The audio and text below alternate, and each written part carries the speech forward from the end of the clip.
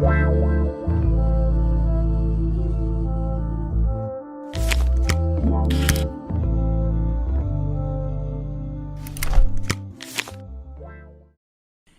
vous souhaite à tous un bon dimanche, jour de la célébration hebdomadaire de la résurrection du Christ. Puissiez-vous le sanctifier en particulier avec la célébration de la Sainte Messe. Et si vous êtes de l'Église évangélique, n'importe laquelle, n'oubliez pas d'aller au culte et sanctifier ce dimanche. En plus, prenez du repos et profitez pour être davantage avec votre famille. Sous forme de pilule, renforçons notre unité avec Dieu le Père en priant consciemment le Notre Père. Dans le passage évangélique d'aujourd'hui, qui est Luc 11, de versets 1 à 13, Saint Luc raconte les circonstances dans lesquelles Jésus enseigne le Notre Père. Les disciples savaient déjà prier en récitant les formules de la tradition juive, mais ils désirent eux aussi pouvoir vivre la même qualité de la prière de Jésus, car ils peuvent constater que la prière est une dimension essentielle dans la vie de leur maître. En effet, chacune de ces actions importantes est caractérisée par des moments de prière prolongés. En outre, ils sont fascinés parce qu'ils voient qu'il ne prie pas comme les autres maîtres de cette époque, mais que sa prière est en lien intime avec le Père, au point qu'ils désirent participer à ces moments d'union avec Dieu pour en savourer totalement la douceur. Ainsi, un jour, ils attendent que Jésus conclue sa prière dans un lieu isolé et ensuite ils demandent « Seigneur, apprends-nous à prier ». Répondant à la requête explicite des disciples, Jésus ne donne pas une définition abstraite de la prière et n'enseigne pas des techniques efficaces pour prier et obtenir quelque chose. En revanche, il invite ses disciples à faire une expérience de prière en les mettant directement en communication avec le Père, en suscitant en eux la nostalgie d'une relation personnelle avec Dieu, avec le Père. C'est là que réside la nouveauté de la prière chrétienne. Celle-ci est un dialogue entre des personnes qui s'aiment, un dialogue fondé sur la confiance, soutenu par l'écoute et ouvert à l'engagement solidaire.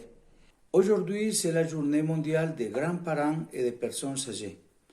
À vous, une salutation très particulière, tant à vous qui avez un grand âge, comme à vous qui vous occupez d'eux, soit dans votre propre maison, soit dans les EHPAD ou dans les maisons de retraite. Il porte encore des fruits dans la vieillesse. C'est le thème de la journée mondiale des grands-parents et des personnes âgées célébrée justement aujourd'hui. Et c'est un thème qui a été publié par le dicaster des laïcs de la famille et de la vie, qui invite tous les diocèses du monde à célébrer la journée ou à rendre visite aux personnes âgées seules.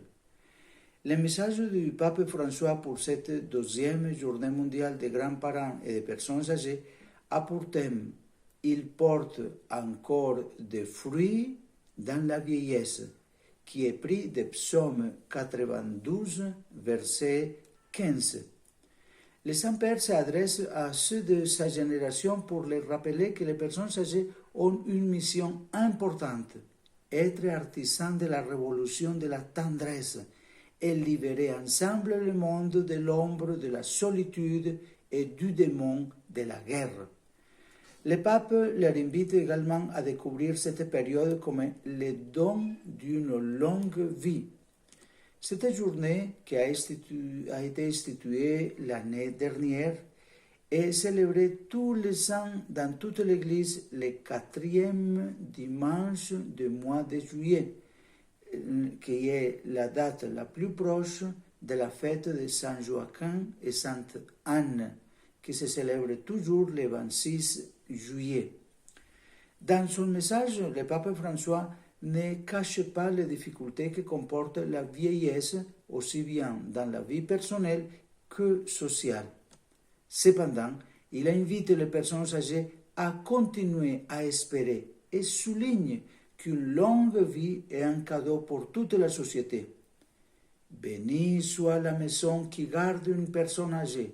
Bénie soit la famille qui honore ses grands-parents. Dans un monde déchiré par la violence de la guerre, qu'il faut un changement profond d'une conversion qui démilitarise le cœur en permettant à chacun de reconnaître un autre frère. Pour cette raison, le pape nous rappelle que le témoignage des personnes âgées est pertinent et significatif et les invite à mettre d'une manière de vivre pacifique et attentive aux plus faibles.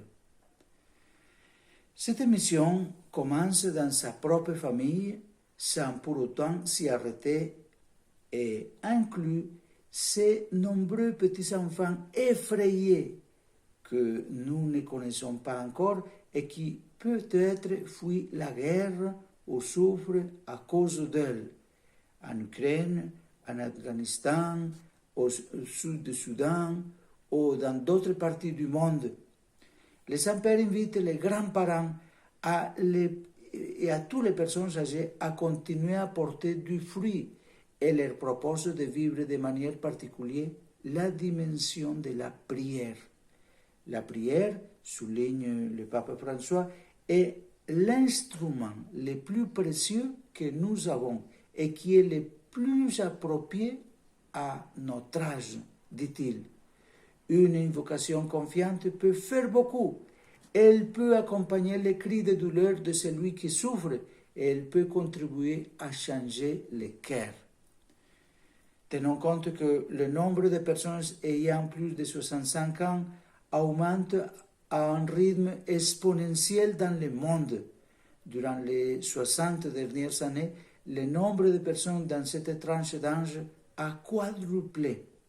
Tenons compte aussi que déjà en 2019, dans le monde, une personne sur 11 était âgée de plus de 65 ans. On estime que dans 30 ans, le rapport sera de 1 personne sur 6. En plus, depuis 4 ans, pour la première fois dans l'histoire, les personnes de plus de 65 ans sont plus nombreuses que les enfants de moins de 5 ans.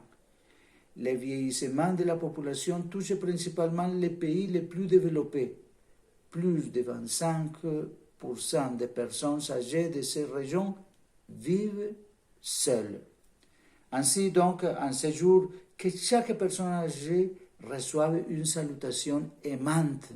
Et à travers cette salutation, et ces détails qui sont toujours les bienvenus, se manifeste tout l'amour que nous devons leur professer. Et vous, chères mères et pères âgés, chers grands-parents, n'oubliez pas que vous portez encore des fruits dans votre vieillesse. Ne baissez donc pas la garde. Continuez à aider pour que la fraternité universelle dont vous avez rêvé puisse un jour, pas trop loin, devenir une réalité partout. Félicitations à tous et en particulier à ceux qui s'occupent des personnes âgées soit dans leur propre maison, soit dans les EHPAD ou dans les maisons de retraite. Que chaque geste envers les personnes âgées soit un don d'amour. Demandons donc à Marie, femme de prière, de nous aider à prier le Notre Père uni à Jésus pour vivre l'Évangile, guider l'Esprit Saint et qu'elle intercède pour que l'Esprit Saint puisse renforcer à nous la prière et particulièrement cette prière pour la paix dans le monde où nous avons tant besoin en ce moment. Bon dimanche à vous tous et n'oubliez pas de prier pour la paix dans le monde.